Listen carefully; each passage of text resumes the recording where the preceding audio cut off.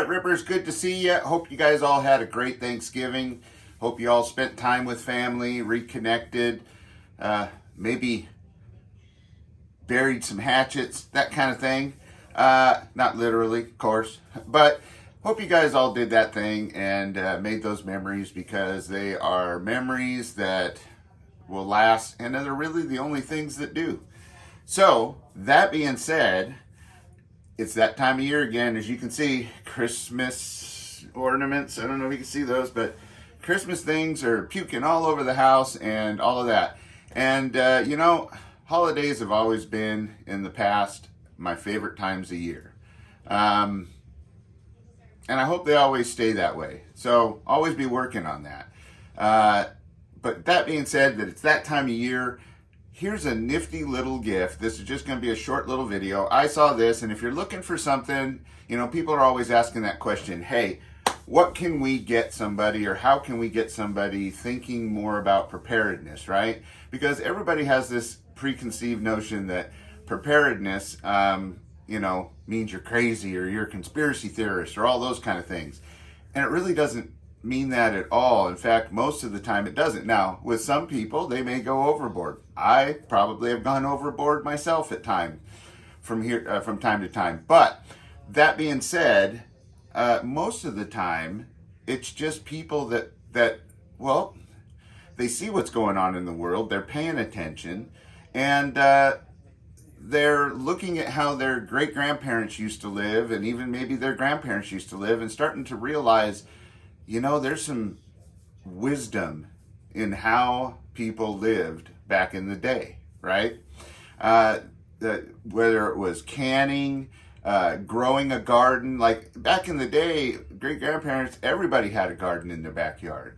Everybody canned or dried foods, that's what they did as part of their daily things to do, right? They enjoyed it. They enjoyed doing it together, which is always great. If you can get people together and do canning together, or food preservation and stuff like that together, right? They went out and cut wood, chopped wood, so that they could run their wood stove rather than their central heating like we all do. Because what if that goes out, right? They put stuff back, right? They made things work rather than just buy something new, right? They learned how to fix things, right? They bought things that would last, right? And then they took care of them. See, that's one thing that's one of my biggest pet peeves is these days nobody takes care of anything, because they just figure it's disposable and we'll just throw it away and buy a new one.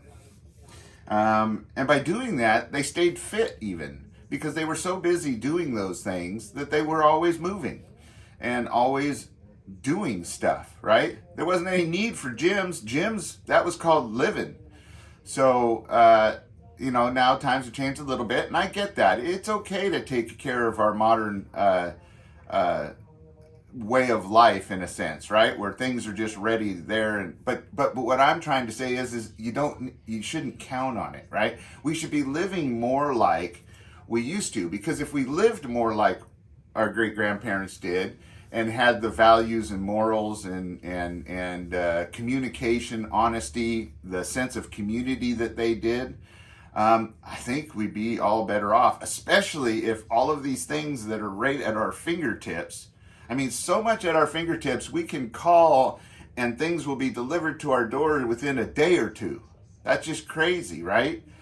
But keep in mind, that's a fragile system. It's not like the old system. It is convenient.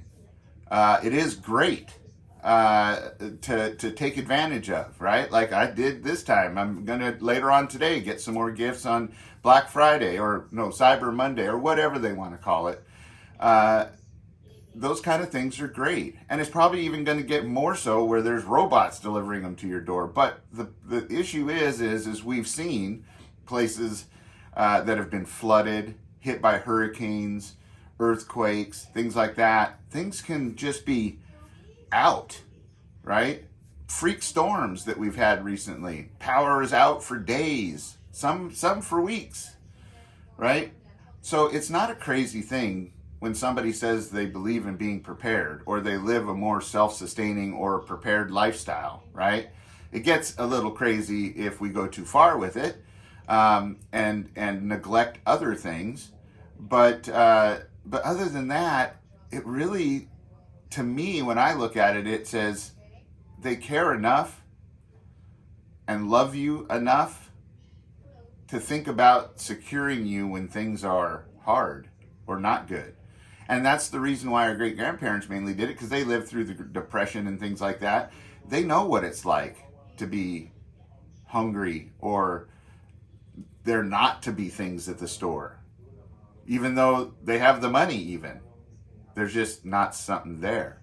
And that could happen again. Trust me, with everything that's going on in the world, it could happen again. So that being said, it is kind of a good thing. I look at it as they love you enough to think about that. So that's just a thought to think of. But that being said, get back to what I found. This is a cute little item. If you want something to get somebody thinking more preparedness, get them a preparedness type item. Now this is just a little Cooligans, I think they call it, right? You get them at Sportsman's Warehouse or any kind of outdoor store will have it in the outdoor sections, and it's just a little fire in a box, right? It's simple. It's a tin, which you can use this tin to make tar cloth if you wanted to. It has little instructions here on what to do, how to do it, right? And we can go over that in other videos, but it's got your little instruction manual, and it's all in this neat little tin. And I think the reason I got it is because I got plenty of things to start fires, but I wanted to show you guys this because if you're looking to get people started, and there's one item in here that I don't have that I think is really cool, but you've just got some simple jute twine that's all fuzzed up. That's a good start for tinder after you build your tinder bundle. It has in here a, let me see, come here, get out of there. Here, we'll push from the other way. There we go. You've got a little magnesium block, so you could take this little jute bundle, shave this magnesium with your knife onto here or the scraper in there, and then it's got a ferrocerium rod just like any other where you strike. You know, it's got a striker and you strike, make sparks onto this, start it up, right? And those magnesium things will burn even hotter and get your tinder bundle going, right? So they're just simple tools. There's nothing fancy in here. The only thing I did see that was a little different is this little guy. Now basically it's just an antenna. Now that doesn't mean go break your neighbor's antenna off of his car and clip the end or anything. Don't do that.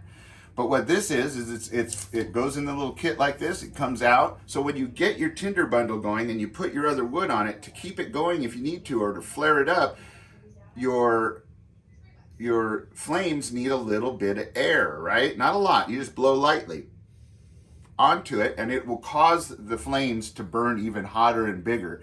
And I like that it has a little, so you can bite onto it with your teeth and be working with your hands, right? That's pretty cool. So it's a neat little kit. Doesn't cost very much. I think it was $10 or less. Well, I wanted to bring that to you guys because this is a neat little thing that you could get to give to family and friends that you want to say, hey, I love and care about you enough to give you something for preparedness and to get you thinking about being ready for the event of an emergency, a natural disaster, or who knows, SHTF as they say. But until next time, stay safe, be secure, always be aware of your surroundings, always carry, and until next time, adios.